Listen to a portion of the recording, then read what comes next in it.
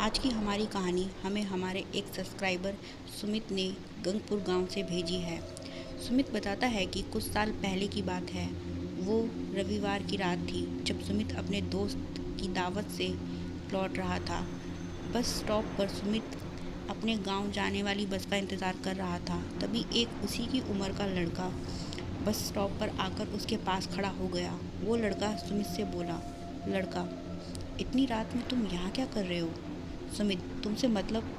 तभी वहाँ एक खटारा सी बस आकर खड़ी हो गई। बस के कंडक्टर ने बस का दरवाज़ा खोलते हुए कहा, कंडक्टर, बस में जल्दी बैठो। सुमित और वो लड़का झट से बस में चढ़ गए। उस बस के अंदर पहले से ही 5 मुसाफिर बैठे हुए थे। सुमित उनमें से एक मुसाफिर के पास बैठ गया और वो दूसरा लड़का भी सुमित के पीछे वाली सीट पर बैठ गया और फिर बस चल पड़ी। सुमित को बस में बैठे लोग काफ़ी अजीब लगे। सब के सब सुमित को ही घूर रहे थे। तभी कंडक्टर सुमित के पास आकर बोला, कंडक्टर, टिकट टिकट। तभी सुमित का ध्यान कंडक्टर के पैरों की ओर गया। कंडक्टर के पैर थे ही नहीं। सुमित ने अपने पास बैठे आदमी के पैर देखे, उसके भी पैर गायब थे। फिर सुमित ने साथ वाली सीट पर बैठी 2 औरतों को देखा, उनके हाथ गायब थे।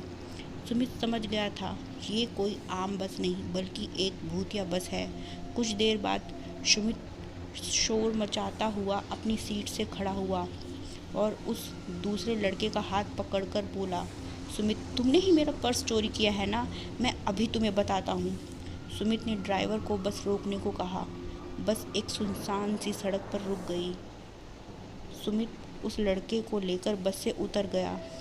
उन दोनों की आंखों के सामने से वो बस कहीं गायब हो गई।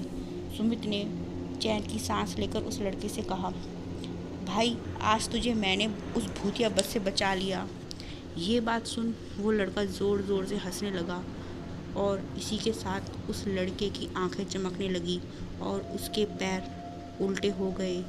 सुमित ये देख दहशत से वहीं बेहोश हो गया। वहीं जब सुमित को होश आया तो उसने अपने आप को भीड़ से घिरा पाया। उसके बाद सुमित ने फिर कभी रात के 12 बजे के बाद कभी भी सफ़र नहीं किया। आपसे फिर मिलेंगे एक और ऐसी ही सत्य घटना पर आधारित कहानी के साथ।